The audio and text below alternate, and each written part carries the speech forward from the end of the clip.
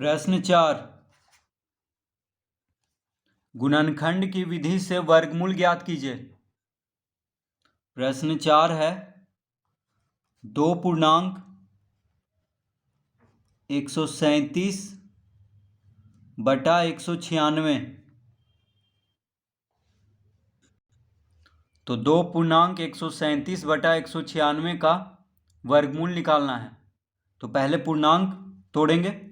तो 196 को 2 से गुना करेंगे पहले।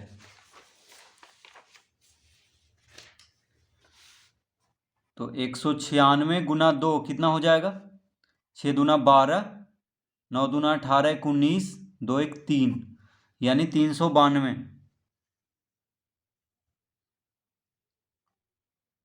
392 हो गया। अब 392 में 137 को जोड़ेंगे। 7 2 9, 9 3 12, 3 1 4 1 5, कितना आ गया? 529। तो यहाँ पे लिखेंगे 529 बटा 196। तो पूर्णांक तोड़ने पे आ गया 529 बटा 196। अब क्या करेंगे? 529 का गुणनखंड ज्ञात करेंगे। तो 529 को अभाज्य संख्या से लगाना है। 2 से नहीं लगेगा 529, 3 से भी नहीं लगेगा, 5 7 11 13 ये सब से नहीं लगेगा, सीधा 23 से लगेगा। क्योंकि 23 गुना 23 होता है 529। 23 क्या है? अभाज्य संख्या है। तो 529 का गुणनखंड हो गया 23 गुना 23। अब 196 का गुणनखंड कर लेते हैं। तो 196 देखिए 2 से लग जाएगा। 9 दूना 18, 2 8 16, तो 98 दूना 196 होता है। फिर 2 से लगाएंगे। 2 चौके 8, 2 नमा 18, यानी 49 दूना 98। फिर 49 जो है 7 से लगेगा, 7 सते 49। तो इस तरह से 196 का गुणनखंड हो गया। अब यहाँ पे हम लिख लेंगे 529 बटा 196 बराबर कितना आ गया? अब देखिए 529 का गुणनखंड हो गया 23 गुना 23, और 196 का गुणनखंड हो गया 2 गुना 2 गुना 7 गुना 7। ठीक है, इस तरह लिख लेंगे 2 गुना 2 गुना 7 गुना 7, और 529 का गुणनखंड हो गया 23 गुना 23। अब क्योंकि इसका वर्गमूल निकालना है तो जोड़ा लगा देंगे। तो 23 गुना 23 हो जाएगा 23 का वर्ग,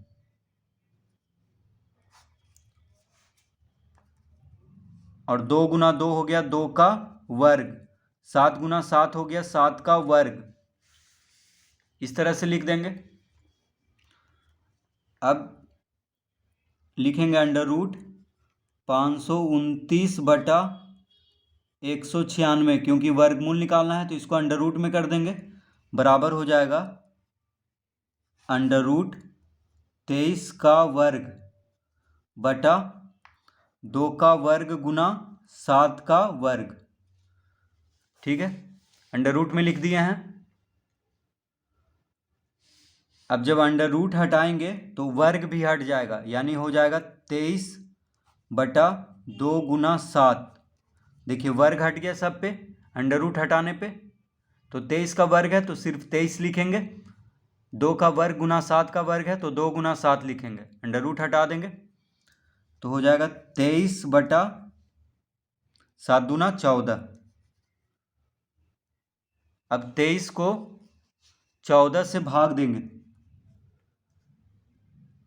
23 को 14 से भाग देंगे तो 14 गुना 1 14 लगेगा। ठीक है, 23 में से 14 घटाने पे आ जाएगा 9, यानी 9 हो जाएगा शेषफल, और 14 को यहाँ पे लिख देंगे। तो 1.9/14 इसका उत्तर आएगा। 23 को 14 से भाग देने पे तो पूर्णांक में आ जाएगा 1.9/14, यानी 2.137/196 का वर्गमूल हो गया 1.9/14।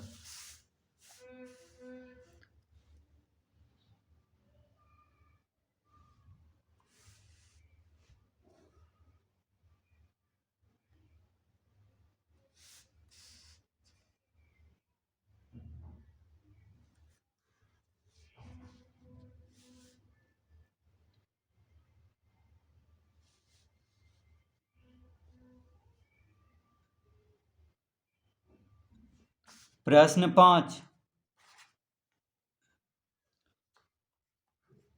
17.16/25, 17.16/25, तो इसका वर्गमूल निकालना है। तो पहले पूर्णांक तोड़ लेंगे। तो 17 और 25 को गुना करेंगे। तो 17 और 25 को गुना करेंगे पहले। 7 पचे 35, यानी 17 पचे 85 लिखेंगे। 17 दूना 34, 5 8 4 12, 3 1 4, कितना आ गया? 425 आ गया। 17 गुना 25। अब 16 जोड़ेंगे। देखिए 16 है ऊपर में, तो इसको जोड़ देंगे। 6 5 11, 2 1 3 1 4, कितना आ गया? 441। तो लिखेंगे यहाँ पे 441/25। अब 441 का गुणनखंड करेंगे यहाँ पे।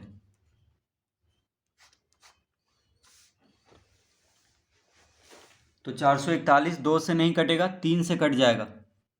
3 गुना 1 3, 3 चौक 12 लगा देंगे। 3 सते 21, यानी 147 दिया होता है 441।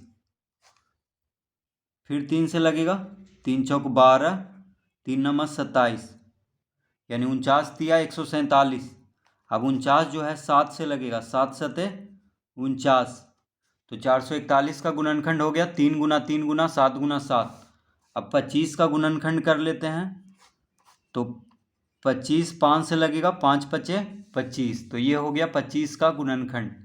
तो अब हम यहाँ पे लिख लेंगे 441/25 बराबर हो जाएगा। 441 का कितना गुणनखंड आया? 3 गुना 3 गुना 7 गुना 7, और 25 का आ गया 5 गुना 5। इस तरह लिख लेंगे।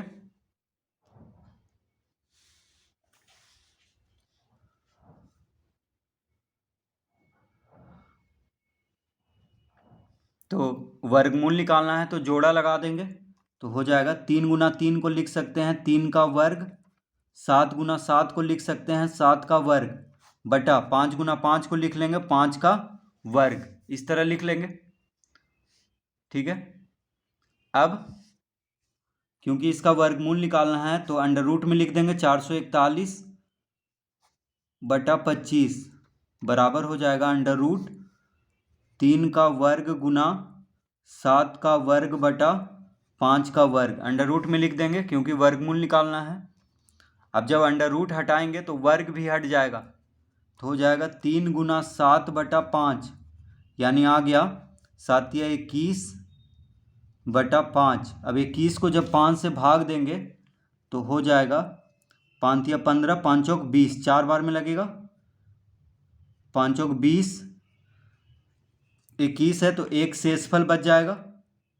तो 1 को यहाँ पे लिखेंगे और 5 को यहाँ पे लिख देंगे, यानी 4.1/5। तो 17.16/25 का वर्गमूल हो गया 4.1/5।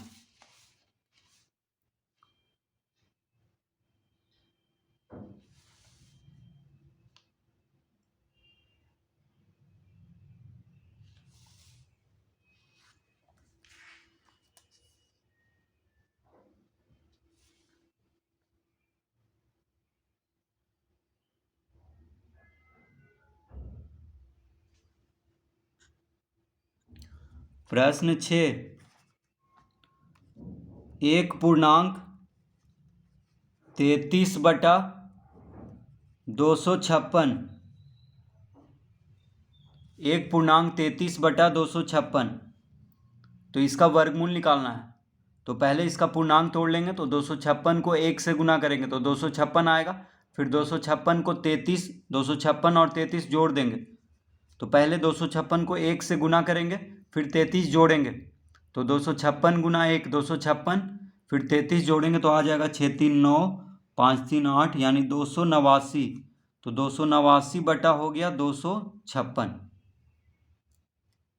पूर्णांक तोड़ने पे कितना आ गया? 289/256। अब 289 का गुणनखंड करेंगे तो 289 जो है 2 से नहीं कटेगा, 3 से भी नहीं, 5 से भी नहीं, 7 9, ये 7 11 13 अभाज्य संख्या से ही इसको लगाना है। ठीक है, तो 2 3 5 7 11 13 ये सब क्या है? अभाज्य संख्या है। तो 17 से सीधा कटेगा, 17 भी अभाज्य संख्या है। तो 17 गुना 17 होता है 289। तो 289 का गुणनखंड आ गया 17 गुना 17। अब 256 का गुणनखंड कर लेते हैं।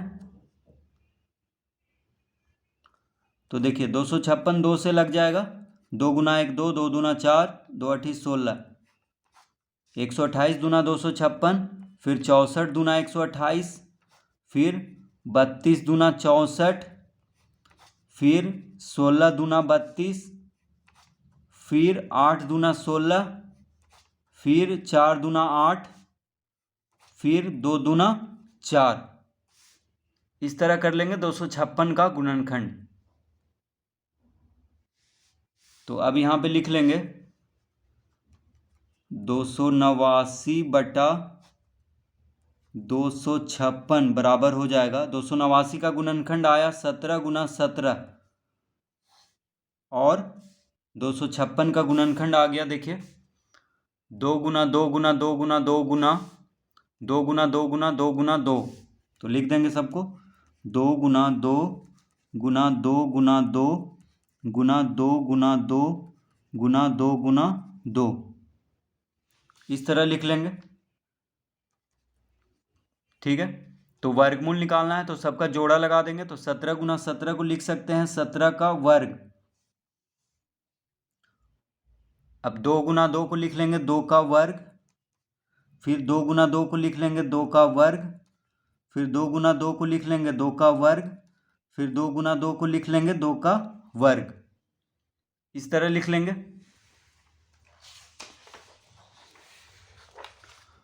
अब क्योंकि वर्गमूल निकालना है तो इसका अंडर रूट कर देंगे, यानी अंडर रूट 289 बटा 256 बराबर हो जाएगा अंडर रूट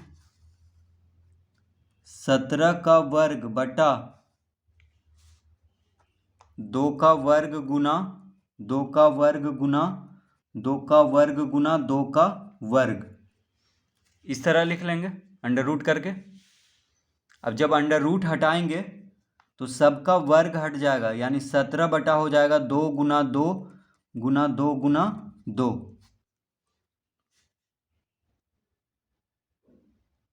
तो अंडर रूट हटाने पे सबका वर्ग हट गया। तो अब इसको लिख लेंगे 17 बटा 2 दूना 4, 4 दूना 8, 8 दूना 16, यानी 17 बटा 16 आ गया। अब 17 को जब 16 से भाग दे देंगे तो 16 गुना 1 16 होता है, 17 में से 16 घटेगा तो 1 आएगा, यानी 1 हो गया शेषफल। तो शेषफल को यहाँ पे लिखेंगे 1, ठीक है, और बटा में 16। तो 17 बटा 16 को पूर्णांक में लिख लेंगे 1 पूर्णांक 1 बटा 16, यानी 1 पूर्णांक 33 बटा 256 का वर्गमूल आ गया 1 पूर्णांक 1 बटा 16।